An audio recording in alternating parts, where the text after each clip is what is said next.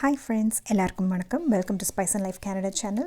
நம்ம சேனலுக்கு புதுசாக வந்திருக்கீங்கன்னா ப்ளீஸ் சப்ஸ்கிரைப் பண்ணிக்கோங்க. இன்றைக்கி நம்ம பார்க்க போகிறது ஒரு இன்ஸ்டண்ட்டாக பண்ணக்கூடிய காரசாரமான பூண்டு சட்னி. இந்த பூண்டு சட்னி பண்ணுறதுக்கு நான் ஒரு 10 பல்லு பூண்டு கடாயில் ஜஸ்ட்டு சூடு காட்டி இப்படி எடுக்க போகிறேன். இது அந்த தோலெல்லாம் பார்த்திங்கன்னா சட்டுன்னு கொஞ்சம் ப்ரௌன் ஆகி கருப்பாகும். அந்த டைமில் இது நம்ம இந்த அடுப்பு நிறுத்திடலாம். ஜஸ்ட்டு சிம்லேயே வச்சு இதை இப்படி வதக்கிக்கிட்டே இருக்க போகிறேன். பாருங்கள், இப்போ நான் அடுப்பு நிறுத்திட்டேன். அடுப்பு நிறுத்தினோடனே இந்த தோலெல்லாம் ஈஸியாக நம்மளுக்கு வந்துடும். ஸோ தோலெல்லாம் உரிச்சிட போகிறேன்.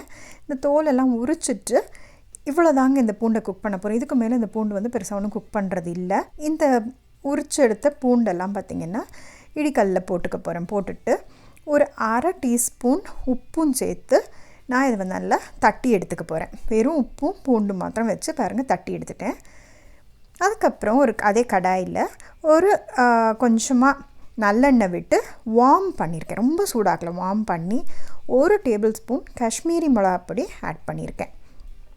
அது கூட இந்த கயன் பெப்பர் அப்படின்றது கிடைக்கும், ஆப்ஷனல். இது வேணும்னா கொஞ்சம் காரத்துக்கு ஆட் பண்ணிக்கலாம்.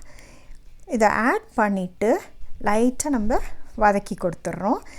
வதக்கி கொடுத்துட்டு இந்த பூண்டையும் இந்த மிளகாப்பொடி இந்த எண்ணெய் இருக்குது பாருங்கள், அதில் ஆட் பண்ணிவிட்டு அடுப்பு நிறுத்திடுறேன். அடுப்பு நிறுத்திட்டு அந்த கடாயினோட அந்த சூட்டுலேயே இதை லைட்டாக இப்படி மிக்ஸ் பண்ணி வதக்க போகிறோம். இதுக்கு மேலே இது அடுப்பு நிறுத்தியாச்சு, சூடே தேவையில்லை. உப்பு பார்த்துட்டு தேவையான அளவு உப்பு ஆட் பண்ணிக்கிறேன். எனக்கு இன்னும் கொஞ்சம் எண்ணெய் ஆட் பண்ணிக்கிறேன், ஏன்னா ரொம்ப திக்காக இருந்த மாதிரி இருக்குது. ஸோ இவ்வளோ தாங்க இந்த பூண்டு சட்னி இப்போது ரெடி. பாருங்கள், இது நம்ம தோசை, இட்லி அப்படின்னு எது கூட வேணாலும் சட்டுன்னு நம்ம சர்வ் பண்ணிடலாம்.